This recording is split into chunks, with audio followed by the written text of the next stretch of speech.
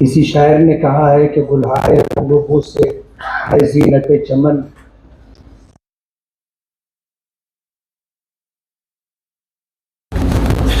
चमन में इख्तिलाफ रंगो बू से बात बनती है। हम ही हम हैं तो क्या हम हैं, तुम ही तुम हो तो क्या तुम हो। हिंदुस्तान एक सेकुलर और जमहूरी मुल्क है। 15 अगस्त 1947 को आज़ाद हुआ। इस मुल्क में रहने वालों को एक संविधान, दस्तूर और कानून मिले, उसके लिए डॉक्टर भीमराव बाबा साहब अम्बेडकर की सरकर्दगी में एक कमेटी तश्कील दी गई थी, जिसने 26 नवंबर 1949 को एक कानून बना करके इस मुल्क को सौंपा था और 26 जनवरी 1950 से उस कानून का हमारे इस देश में निफाज हुआ, उसे लागू किया गया। अगर आप दस्तूर पढ़ेंगे और दस्तूर की दफात, उसके आर्टिकल्स को अगर देखेंगे तो आपको इस बात का अंदाजा होगा कि मोदी जी जो बात कहते हैं कि एक घर में 2 कानून कैसे चलेगा, ये पूरे देश को गुमराह करने की बात करते हैं। इस देश में कानून एक ही है, संविधान एक ही है। इसके जो बुनियादी दफात हैं, जिन्हें आर्टिकल्स कहा जाता है, मुल्कों की पार्लियामेंट को, असेंबलियों को, और फिर सुप्रीम कोर्ट हो, हाई कोर्ट हो, सेशन कोर्ट हो, निचली कोर्ट हो, किसी को भी उसके खिलाफ कानून बनाने की और उसके खिलाफ फैसला करने की इजाजत नहीं है। उसी कानून के अंदर दफा 25 और 26 में इस मुल्क में रहने वाली तमाम अक़लियतों को, बल्कि यूं कहिए कि किसी भी धर्म और किसी भी मजहब के मानने वाले हों, कबायली हों, मुख्तलिफ जात और बिरादरियां हों, सबको ये हक दिया है कि वो अपने मजहब के मुताबिक जिंदगी गुजारने में आज़ाद है। समाजी तौर पर, आइली तौर पर सबको आज़ादी दी गई है। हर एक अपने समाज के मुताबिक, अपने खानदान के मुताबिक निकाह कर सकते हैं, उनके जो आइली मसाइल हैं उस पर अमल कर सकते हैं, और ये सब कानून की, संविधान की दफा 25, 26 से लेकर 30 तक में ये सारी आज़ादी दी गई है। इसलिए मैंने ये बात कही कि मोदी जी जो बात कहते हैं कि एक घर में 2 कानून कैसे चलेगा, ये पूरे मुल्क को गुमराह करने की कोशिश कर रहे हैं। इस मुल्क में 2 कानून नहीं है, एक ही कानून है, और उसी कानून में हमें यह हक मिला है कि हम अपने पर्सनल के मुताबिक जिंदगी गुजारने में आज़ाद हैं।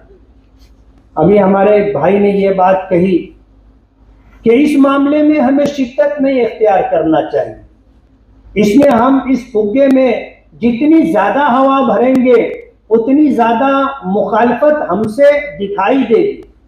22वें लॉ कमीशन ने यकसा सिविल कोड की पहले मुखालफत की थी, और फिर न जाने क्यों उसने लोगों से राय तलब करना शुरू की। आज मुसलमानों में 2 तबका है। कुछ लोग कहते हैं कि राय देना चाहिए, कुछ लोग कहते हैं कि राय नहीं देना चाहिए। जो लोग कहते हैं राय देना चाहिए, वो इस बिना पर यह बात कहते हैं कि अगर हम खामोश रहेंगे तो हम पर यह कानून लाद दिया जाएगा। और कुछ लोग कहते हैं कि राय नहीं देना चाहिए। उनकी राय का उनकी गुफ्तगू का, बात का पस मंजर ये है कि जब हमारे सामने मुसव्वदा ही नहीं है कि यूनिफॉर्म सिविल कोड क्या होगा, जो पूरे देश में हर जाति, हर धर्म और हर कबायली पर लागू किया जाएगा, वो क्या है।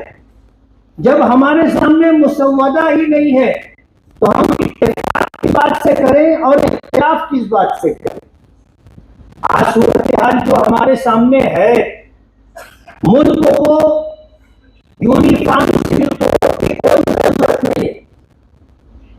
आज बरसरे इख्तिदार जो फिरका परस्त ताकतें और पार्टियां हैं, 2024 का इलेक्शन लड़ने के लिए उनके पास कोई मुद्दा नहीं है, कोई उन्वान नहीं है।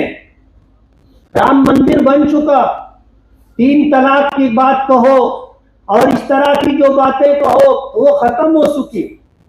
आज यूसीसी का उन्वान खड़ा करके मुल्क में मुसलमानों को और गैर मुस्लिमों को अलग अलग करने की कोशिश की जा रही है। हो सकता है तो ये समझते हो कि इस तरीके से हम वोटों का बंटवारा करके कामयाब हो जाएंगे, मुझे तो नहीं लगता।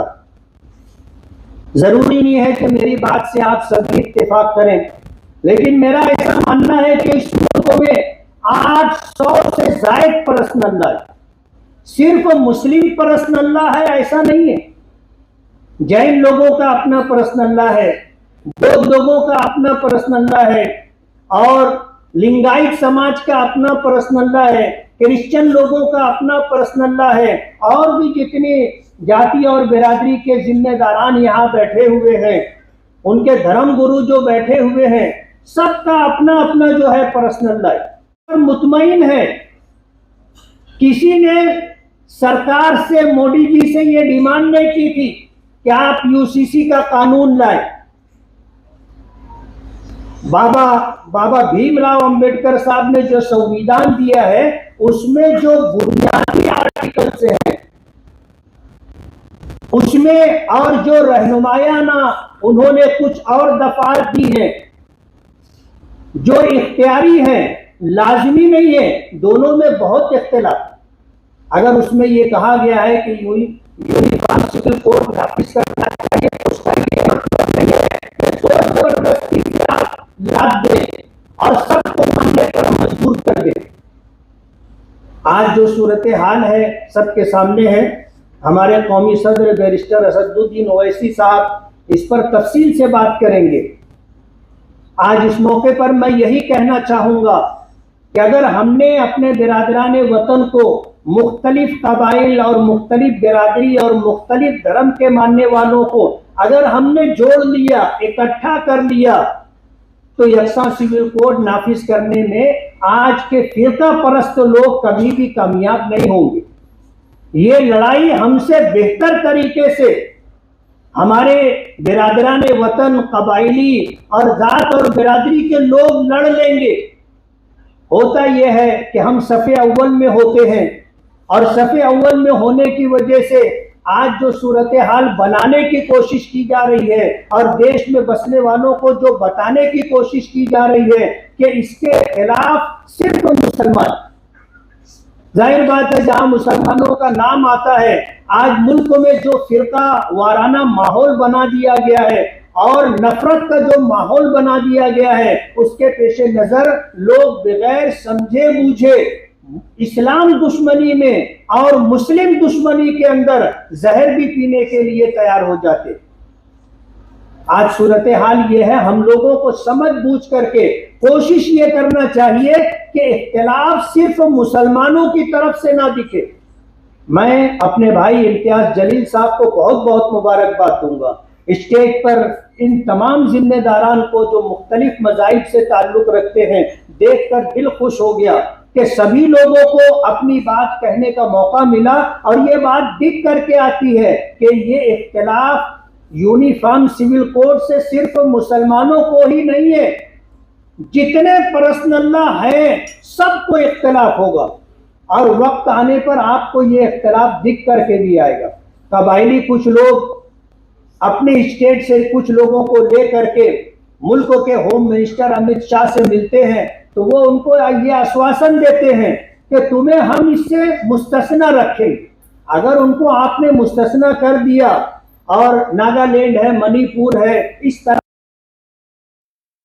तो उनको सिविल कोड से, यूनिफॉर्म सिविल कोड से आपने उनको अलग रखा, तो फिर ये यूनिफॉर्म सिविल कोड कैसे रहेगा? मुल्क को गुमराह करने की कोशिश की जा रही है।